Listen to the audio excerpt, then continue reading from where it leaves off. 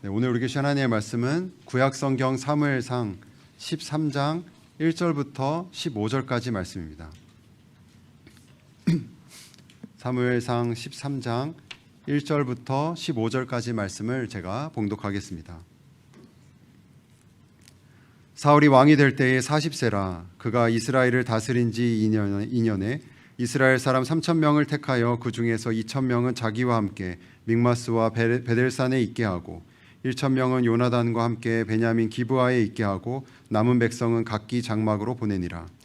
요나단이 게바에 있는 블레셋 사람의 수비대를 치매 블레셋 사람이 이를 들은지라. 사울이 온 땅에 나팔을 불어 이르되 히브리 사람들은 들으라 하니 온 이스라엘이 사울이 블레셋 사람들의 수비대를 친 것과 이스라엘이 블레셋 사람들의 미움을 받게 되었다 함을 듣고 그 백성이 길갈로 모여 사울을 따르니라.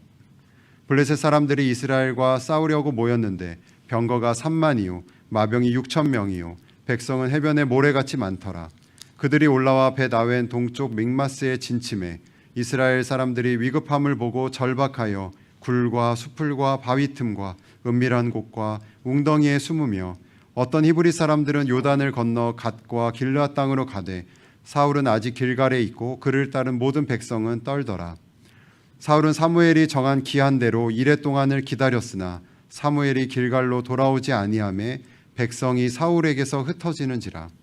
사울이 이르되 번제와 화목 제물을 이리로 가져오라 하여 번제를 드렸더니 번제 드리기를 마치자 사무엘이 온지라.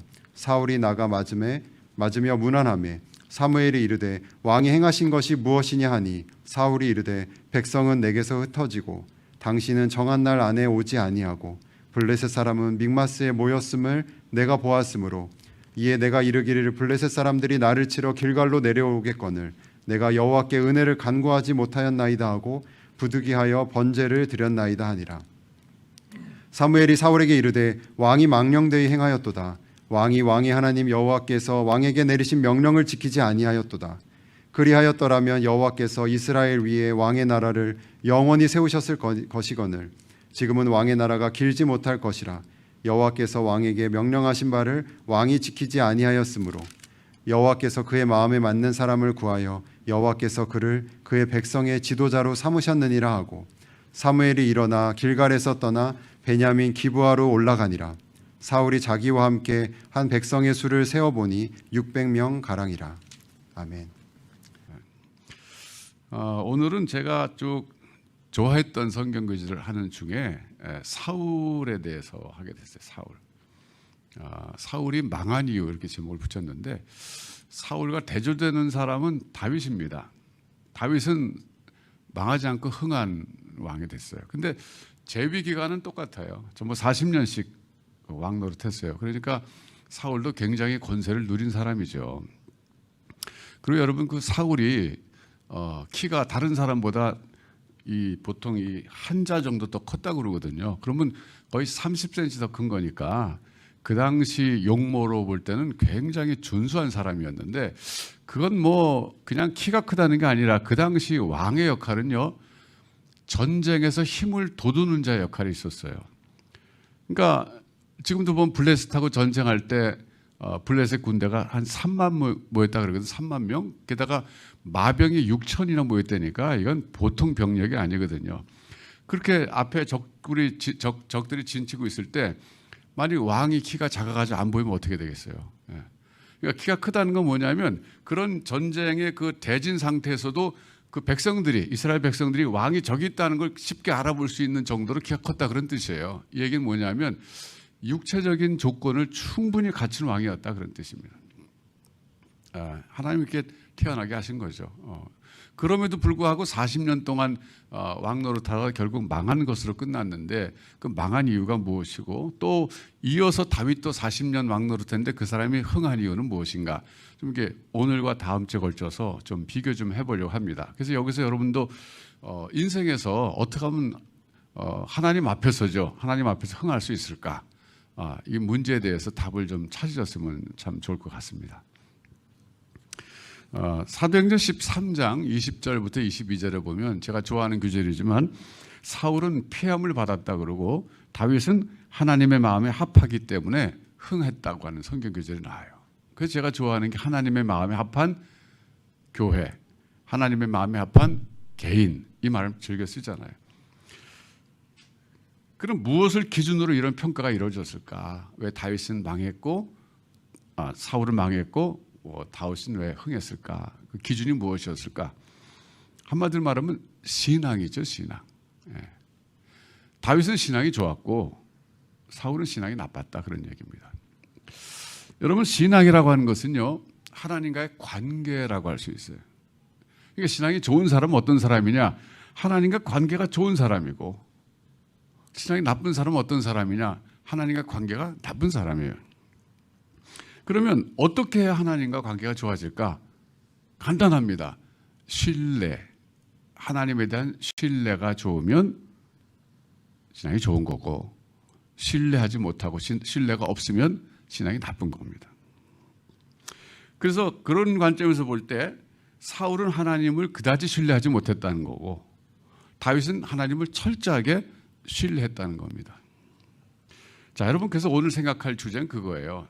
나는 하나님과 관계가 좋은가? 나는 하나님을 얼마나 신뢰하는가? 이런 질문입니다. 한번 스스로 오늘 설교 시간에 좀 생각해 보셨으면 좋을 것 같아요. 그런데 이제 사울도 처음부터 망한 사람 아니었어요. 사울 출발할 때는 엄청 겸손했습니다. 여러분 아시잖아요. 성경 우리 교회 교인들 정도 되면 성경을 다 많이 이해하시니까 사울이 왕이 됐을 때 어떤 그 태도를 보였습니까? 다 뽑혔잖아요. 사무엘이라 뽑았는데 마지막 가서 사울이 뽑혔어요. 이건 확률을 따지면 엄청난 확률이잖아요. 거의 불가능에 가까운 건데 그 뽑혔을 때 사울이 잘난 척하고 막 나타났습니까? 그렇지 않았잖아요. 숨어가지고 나오질 않았어요. 왕으로 뽑혔는데 그 사람이 안 나오는 거예요. 그러니까 백성들이 도대체 사울이 어디 갔냐 그럴 때 그냥 숨어 있다가 할 수 없이 나오잖아요. 사실 굉장히 겸손한 사람이었습니다. 출발은 그랬어요. 그리고 이제 이어서 왕이 된 다음에 많은 사람들이 반대를 했습니다. 공개적으로. 사울이 우리의 왕이 될 수 있느냐. 나는 인정할 수 없다. 인정받지 못했습니다. 인정하는 사람들도 있었지만 인정하지 않는 사람들도 많이 있었어요. 근데 그때 전쟁이 일어났잖아요. 암몬의 그 나하스가 쳐들어왔어요. 그때 사울이 나타나서 소수의 백성들을 이끌고 전쟁에 승리했습니다. 그랬을 때 사울을 반대했던 사람들을 이제 처단하자 하는 그 목소리가 백성들 가운데 나왔어요. 그때 사울이 보인 반응이 뭡니까? 오늘은 하나님이 우리를 구원해 주신 날인데 그 사람들 용서하자. 아주 굉장히 관대했어요. 그러니까 출발할 때는 엄청 잘했어요. 굉장히 잘했습니다. 그런데 그러고 나서 불과 2년쯤 되었을 때 실족하기 시작합니다. 그게 오늘 본문이에요. 실족하게 된 그 배경이 뭡니까? 블레셋과의 전쟁입니다. 여러분, 사울도 그렇고 다윗도 그렇고 인생 최대의 숙제는 블레셋을 이기는 거였어요. 그러니까 블레셋이 그만큼 강한 그 민족이었습니다. 오늘 전쟁 그 병력도 보면 보통 일반 병력이 보병이 3만 명이고 마병이 6천이라고 하는 것은 그 당시 마병은요, 요즘으로 말하면 탱크에 해당됐어요. 근데 이스라엘 사람들은 탱크 하나도 없잖아요. 우리 6.25 전쟁 때 북한이 탱크 물고 쳐들어왔을 때 막 속수무책이었잖아요. 우리 그냥 마병 그런 마차 이렇게 생각하지만 그 당시엔 그렇지 않아요. 여러분, 당시에 마차에 얽힌 그런 일화들이 있는데 마차에 2명이 타냐 3명이 타냐에 따라서 전세가 달라졌어요. 어떻게 달라졌냐면 2명이 탄 마차가 저쪽에서 오는데 3명이 탄 마차가 가면요, 이쪽에 2명이 더 화살을 쏠 수 있는 거예요. 저쪽 한 사람밖에 못 쏘고. 그러니까 얼마나 유리해요. 그래서 3명을 탈 수 있는 마차를 개발한 종족이 이겼다고 항상. 옛날 전쟁이라는 건 사실 다 간단해요. 그냥 약간 병력 차이가 나고 무기 차이가 나면 그게 승패를 좌우하는 것이었어요. 그런데 이제 블레셋과의 싸움할 때 사울이 실족하게 된 그 스토리가 뭐냐면, 사무엘이 그를 왕으로 세웠을 때 2년 전으로 거슬러 가야 됩니다. 2년 전에 왕을 세울 때 예언의 말씀을 준 게 있었어요. 뭐라 그랬냐면, 언젠가 블레셋과 일대 접전을 벌릴 때가 온다. 근데 그때 내가 가서 하나님께 번제와 화목제를 드릴 때까지 7일을 기다려라 그랬어요. 이거는 보통의 예언의 말씀이 아니에요. 왕으로 세워질 때 특별한 의미를 가진 예언이었어요. 이거는 어떤 일이 있어도 사울이 지켜야만 했었습니다. 그리고 이것은 일종의 테스트였어요. 그러니까 템프테이션이 아닙니다. 유혹이 아닙니다. 이거는 시험이었어요. 테스트. 근데 막상 블레셋과의 전쟁이 이제 발발했을 때 오늘 우리가 쭉 본문을 읽었지만은 사울이 일주일을 기다렸어요. 안 기다린 거 아니에요. 그런데 일주일을 기다릴 때 기다리는 의미가 뭐냐면 사무엘이 가서 번제와 화목제를 드린 다음에 싸우라 이런 뜻이거든요. 이 번제와 화목제를 드린다는 건 뭐냐면 하나님을 우리 편으로 끌어들인다 그런 뜻이에요. 상징적 의미가 있는 거예요. 그러니까 아무리 블레셋이 강력하다 할지라도 하나님이 우리 함께 계시면 우리 이길 수 있다는 것을 보여주기를 원했던 거죠. 그 하나님 그런 과정을 통해서 전쟁에서 이긴 것은 너희들의 힘이 아니라 하나님의 힘이라는 것을 이스라엘 백성들에게 깨우쳐 주기를 원하셨던 겁니다. 그래서 이제 그렇게 일주일 기다리라 그랬는데 일주일 기다렸는데 안 오는 거예요, 사무엘이. 그러니까 어떻게 했습니까? 여기서 사울의 실책이 시작됩니다. 자기가 번제와 화목제를 드리겠다고 나서는 거예요. 여러분 그 이스라엘이라는 나라는요. 선지자의 역할이 있고 제사장의 역할이 있고 그리고 왕의 역할이 있는 거예요. 특별히 제사라고 하는 것은 물론 이제 제사장들이 드리지만 사무엘이라고 하는 선지자가 드려야만 되는 것이 아무리 왕이라고 할지라도 마음대로 번제를 드릴 수 없는 거였습니다. 그러니까 사울은 어떤 점에서는 융통성이 있는 사람이긴 한데 이게 잘못된 대로 흐르는 사람이에요. 인생을 살다 보면 융통성은 필요하잖아요. 사실 사도 바울도 굉장히 융통성 있는 사람이었다고요. 그런데 그걸 좋게 써야 되는데 이 경우에는 잘못 쓴 거예요. 자기가 해서는 안 될 번제와 화목제를 백성들이 흩어지니까. 왜 흩어졌어요? 하나님 우리 안 도와주실 건가 보다. 왜 사무엘이 안 오지? 사무엘이 와서 번제와 화목제를 드려야 하나님 우리 편이 되실 텐데 그러면서 점점 불안해지기 시작한 거죠. 그러니까 백성들이 흩어졌다 그랬어요. 사실 이 당시 이스라엘 백성들, 이 군대들은요 어떻게 보면 정규군이 아니었어요. 예비군 같은 사람들이 주로 더 많았다고요. 그러니까 지금 예비군 뭐 일하다가 그냥 전쟁에 가서 나왔는데 사무엘이 안 오는 거예요. 그러니까 불안하죠. 흩어지는 거예요. 그러니까 사울이 그때 생각한 게 뭐냐면 백성들의 흩어짐을 막아야 되겠다. 막는 방법이 뭐냐? 하나님께 번제와 화목제를 그럼 내가 드려야지 이럴 때는 이게 잘못된 융통성의 발휘였습니다. 참 놀라운 것은 그렇게 해서 번제와 화목제를 드리자마자 사무엘이 온 거예요. 이거는 테스트에서 떨어졌다 그런 뜻입니다. 하나님의 시험에서 불합격 맞은 거예요. 그랬을 때 사무엘이 굉장히 화를 내면서 말하자면 한편으로 안타까워하면서 하나님의 말씀을 대언하는 거죠. 왕의 나라가 길지 못할 겁니다. 왜?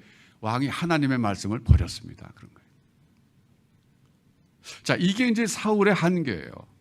그러니까 출발할 때 굉장히 겸손했습니다. 그리고 암몬 왕과 싸우고 났을 때도 백성들에게 관대했어요. 이때까지는 굉장히 인기가 좋았죠. 모든 백성들의 신뢰를 받았어요. 승승장구하던 그 시절이었을 때 결정적으로 블레셋과의 전쟁에서 나가서 실족하게 되는 거예요. 그 실패의 첫 발을 보여준 거였어요.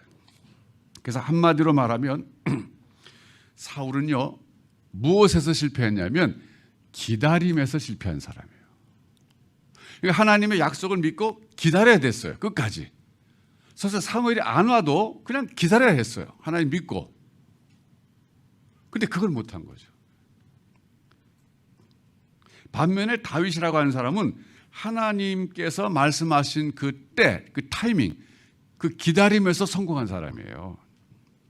그러니까 사울과 다윗의 극명한 차이점이 뭐냐면 하나님의 약속의 말씀 믿고 기다림에서 실패한 사람과 하나님의 약속의 말씀 믿고 기다림에서 성공한 사람으로 갈라집니다.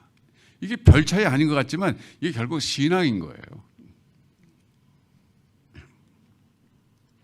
여기서 기다림이라고 하는 것은 하나님에 대한 절대적 신뢰를 뜻합니다. 여러분 우리도 인생을 살다 보면 무슨 일을 우리가 이루고 싶은데 그 타이밍이 있어요. 좀 빨리 이게 됐으면 좋겠다. 그런데 성경은 말합니다. 우리 인생의 모든 타이밍은 하나님이 정하신다는 거예요. 그게 큰 일이든 작은 일이든지 간에 하나님이 정하신다 그런 얘기예요. 영어에 그 가스불송 있잖아요. In His time. 하나님의 시간에. 여기서 His라고 하는 것은 하나님 혹은 예수님이죠. 그리고 옛날에 이 찬송 참 많이 불렀어요. In His time. 그러니까 in my time이 아니라 in His time이에요. 인생을 살다 보면 항상 이 두 개가 컨플릭이 일어나는 거예요. In my time, 내가 원하는 시간에 좀 일이 일어나면 좋겠는데 이게 안 일어난다는 거예요. In His time, 하나님의 때가 있다는 거예요. 예수님도 그랬잖아요. 아직 내 때가 이르지 않았다. 여러분 그 노래 아세요? In His time? 그 가사가 참 좋고 근데 곡이 짧아요. 그래서 제가 이 찬송 좀 부르고 싶다. 그래서 제가 부르면 여러분 또 시험 들 것 같아서 노래 잘하는 우리 딸한테 부탁했어요. 근데 우리 딸이 지금 배아가 미국 가 있어요. 그래가지고 제가 배아 그 좀 녹화해서 좀 보내줄 수 있냐 했더니 그러겠다 그래서 보내줬어요. 자, 우리 한번 좀 이 찬양을 듣죠. 좀 부탁합니다.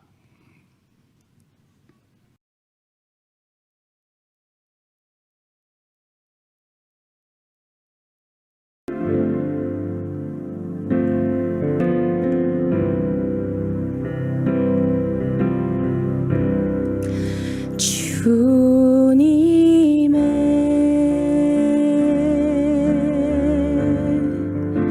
시간에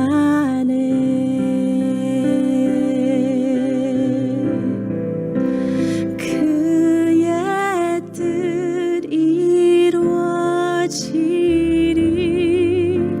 기다려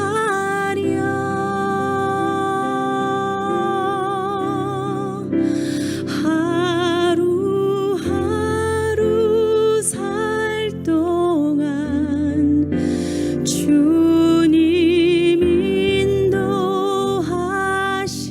인도하시니 주 뜻 이룰 때까지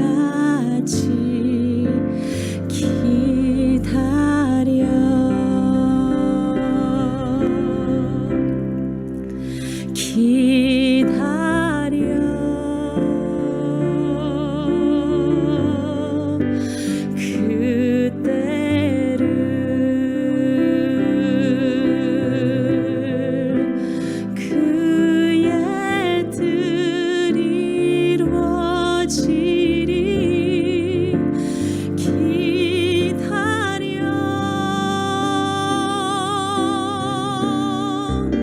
주의 뜻 이루어질 때 우리들의 모든 것 아름답게 변하리 기다려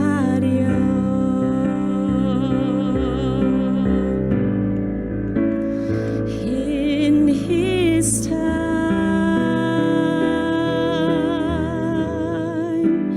in His time, He makes all things beautiful in His time. Lord, please show me every day as you're teaching me your way, that you do just what you say in your time. In your time,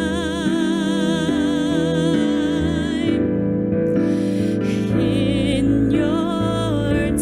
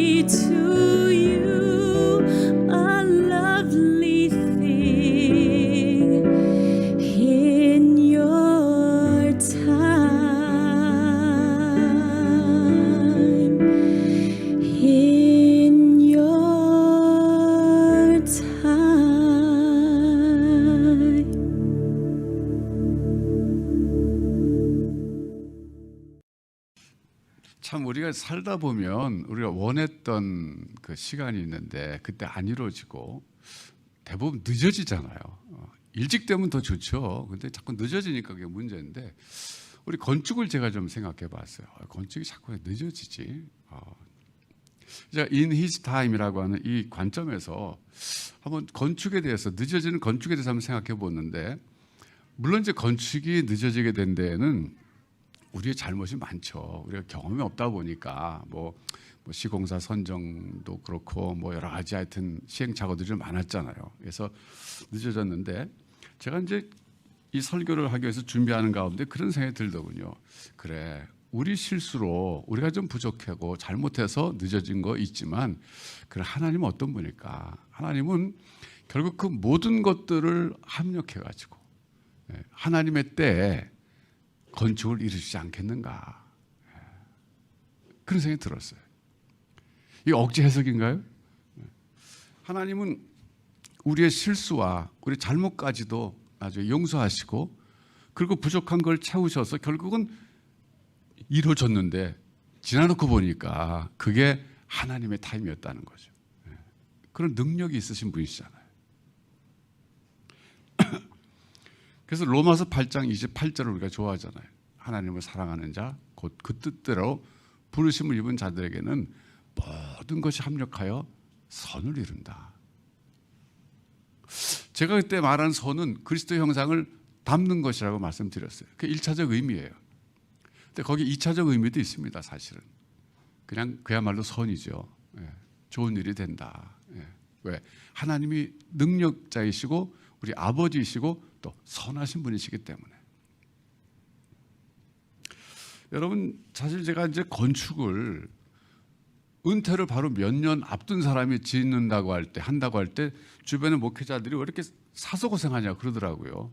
그거 뭐 때문에 그렇게 하냐고. 그래서 제가 가만히 이유를 생각해 봤더니 제가 한 게 아니라 하나님 환경을 통해서 밀어붙이신 거잖아요. 여러분 아시다시피. 제가 이제 뭐 그냥 우스갯소리로 좀 봉은사보다 조금 더 큰 예배당이 있으면 좋겠다고 설교 시간에 YMCA 때 얘기했잖아요. 그건 뭐 제가 우스갯소리를 한 거잖아요. 그렇다고 예배당 제가 지으려고 적극적으로 찾아다니는 거 한 번도 없었어요. 근데 YMCA에서 이제 예배당 건물을 이제 팔았잖아요. 그래서 우리가 나오게 된 거고, 그러다 보니까 뭐 또 렌트 하기 위해서 세 얻기 위해서 여기저기 알아봤지만 또 비싸고, 그러다가 정말 하나님의 인도 가운데 현재 예배당 짓고 있는 땅을 우리가 또 매입하게 됐고, 그것도 지나놓고 보니까 우리가 전주에 그 우리 한원 있었잖아요. 다혜헌. 그게 꼭 건축원금의 10분의 1이 됐어요. 시드머니가 됐어요. 참 그것도 참 우연치고는 기가 막히잖아요. 그나마 그게 있었기 때문에 가능했던 거죠.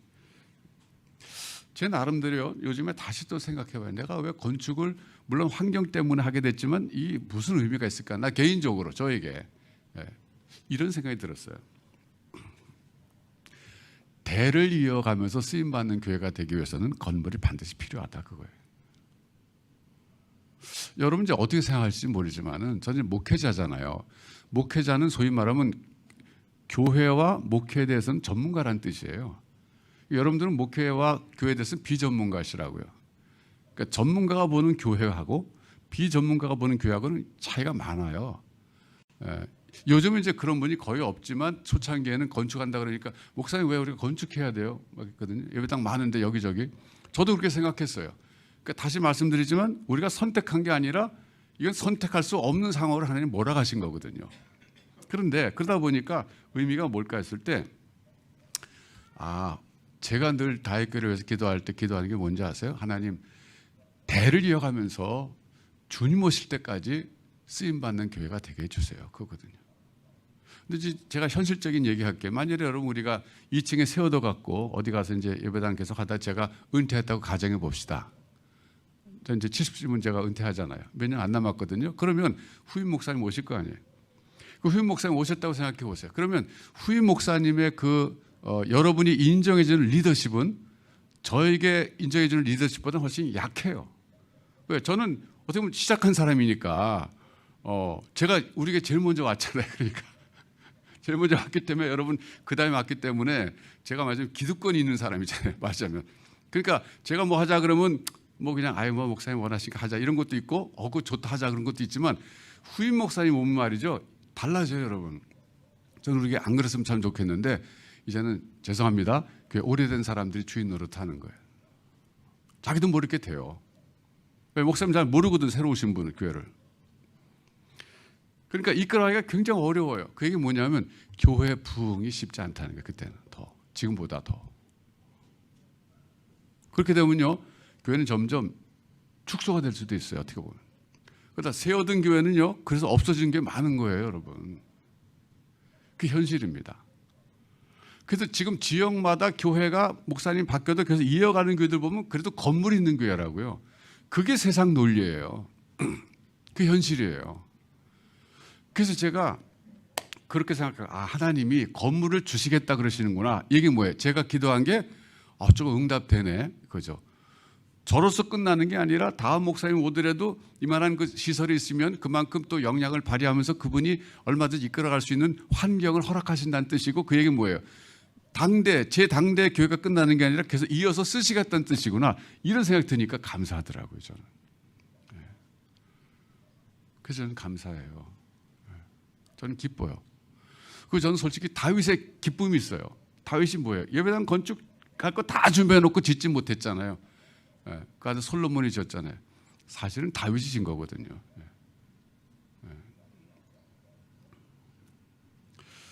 자, 여러분 제가요. 참 오늘 제가 여러분 좀 이해하고 들어주세요. 다윗교회를 제 자신에서 한번 평가해 봅니다. 그러니까 이게 평가가 뭐 주관적이죠. 객관적이지 못할 거예요.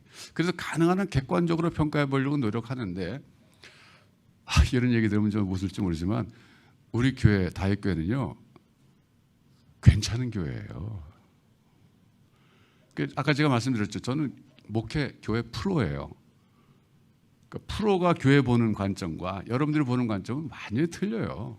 어느 분야에서나 프로는 프로예요. 근데 제가 이제 그래도 80년도부터 전도사를 했으니까 지금 몇 년 했어요. 교육자가 돼가지고 지금 뭐 정말 오래 했잖아요. 40년도 더 했는데 다윗이나 사울보다 더 오래 했네 제가 40년 그냥. 근데 이제 제가 보니까 제가 몇 교회를 고쳤냐면 제가 평안교회 출신으로서 그다음에 거기서 이제 교육자했고 할렐루야 교회 갔었고 그다음에 시카고 그레이스 교회 하고 그다음에 베델교회하고 여기 5번째 교회거든요. 이 다섯 가지 교회만 5개 교회만 경험한 게 아니라 제 주변에 많은 교회들이 있었잖아요. 뭐 미국 가서 이민교회 많이 받고 또 한국에서 여러 교회 많이 보고 그러는데 제가 그 교회들의 장점을 늘 분석하거든요. 어느 교회 그러면 저게 잘하는 게 뭐고 문제가 뭔가 이렇게 자동으로 되는 거예요. 저 같은 경우는. 그런데 제가 다윗교회 할 때는요. 그래도 목회 경험이 많을 때 했잖아요. 제가 생각할 때 그래도 가장 제 생애 속에서 한번 균형 잡힌 교회를 해보자. 균형 잡힌 목회를 해보자. 내부적으로 잘하지만 외부적으로 잘하는 교회 해보자. 이런 생각이 들었어요. 그 저의 모든 경험과 모든 걸 총동원해가지고 한 것이 다윗교회예요. 어떻게 보면 규모로 볼 때는 작은 교회지만 저에게서는 제 목회 정점이라고 할 수 있어요. 물론 제가 목회했던 뭐 기존의 교회들하고는 뭐 양쪽으로 비교하면 비교가 안 되죠, 솔직히. 제가 베델교회에서 목회할 때는요, 주일 출석이 정원이 아니라 출석이 2,500명이었어요. 지금 우리 몇 명이에요, 지금?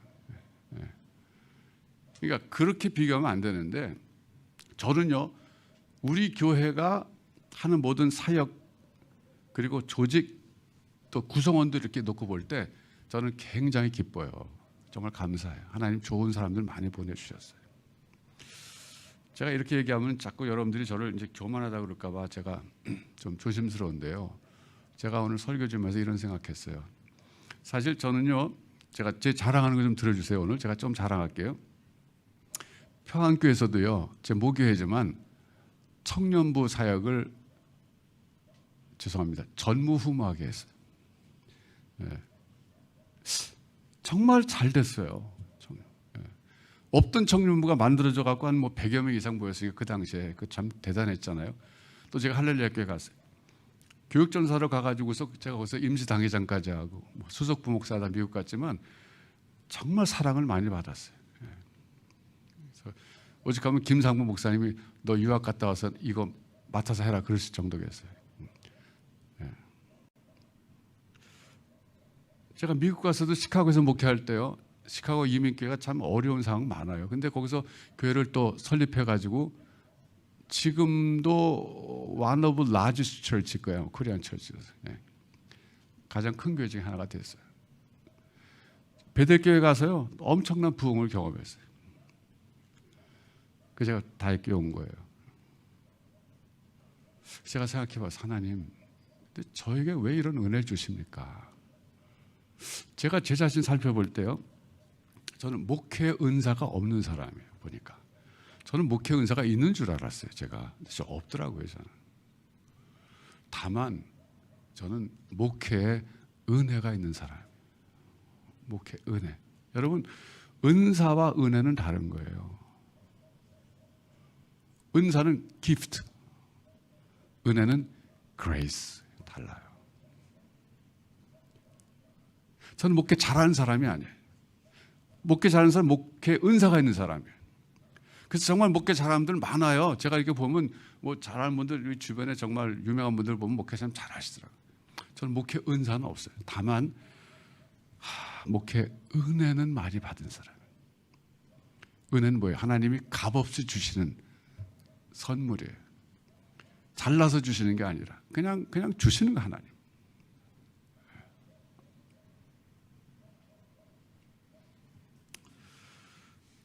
그래서 제가 생각해 봤어요. 왜 하나님께서는 저를 평생 목회자로 쓰시면서 평안교회도 그렇고, 돌이켜보면 할렐루야 교회도 그렇고, 시카고 그레이스 교회도 그렇고, 베델교회도 그렇고, 오늘까지 왜 이런 은혜를 주실까? 전 잘 모르겠어요.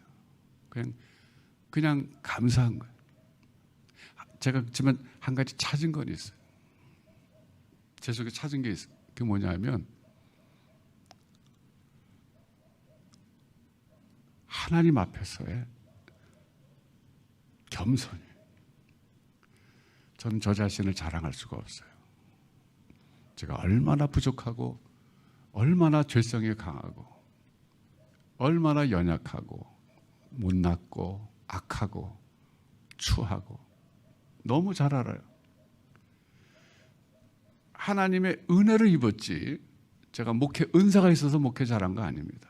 여러분, 제가 목회한 경력을 사실 자세히 설명하면요, 목회자 후배들이 전부 놀래요.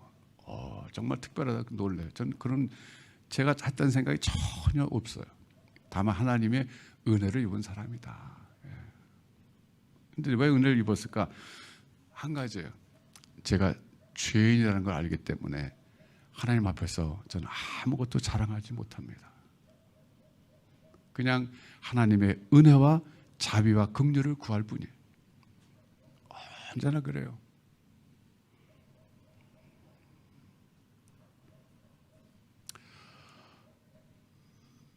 여러분, 사울이 망한 이유가 뭐냐면 사무엘상 15장 13절, 17절과 22절에 나와요.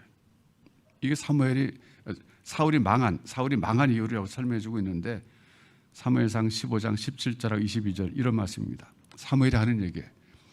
왕이 스스로 작게 여길 그때 이스라엘 지파의 머리가 되지 아니하셨나이까. 이거예요. 왕이 스스로 자기 자신을 작게 여길 그때 이스라엘 지파의 머리가 되지 않았습니까? 근데 지금 당신 그렇지 않다, 그런 얘기예요. 교만하다는 거죠.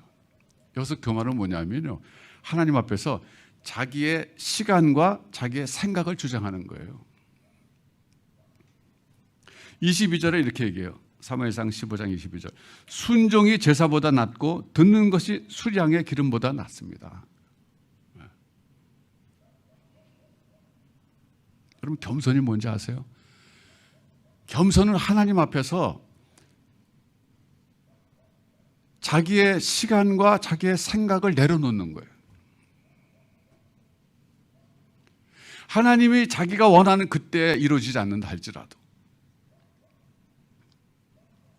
하나님 자기 생각대로 이끌어지지 않는다 할지라도 철저하게 하나님을 신뢰하면서 흔들리지 않고 하나님만 바라보면서 나아가는 거,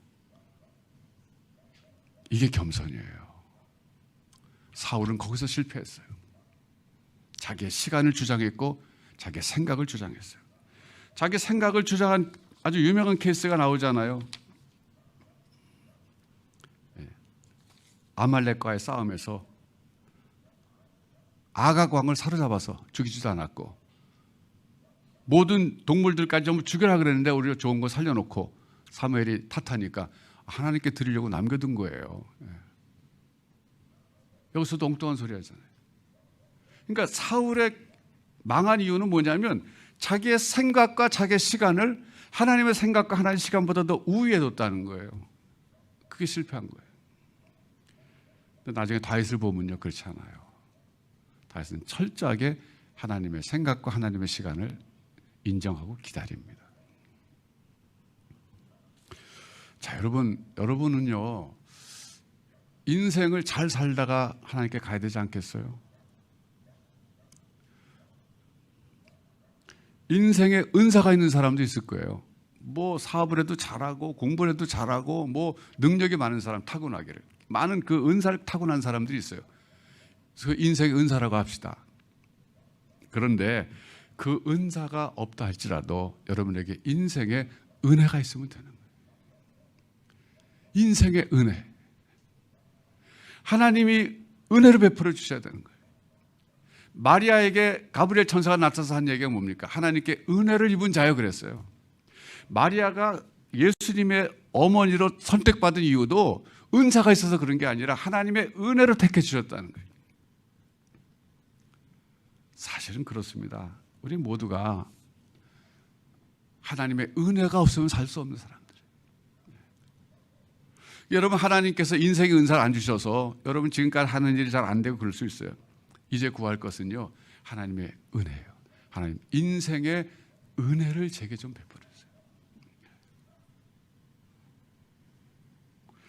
어떤 사람에게 인생의 은혜를 베풀어 주시는가? 겸손한 사람이에요. 어떤 사람이 겸손한 사람인가? 자기의 생각과 자기의 시간을 내려놓는 거예요.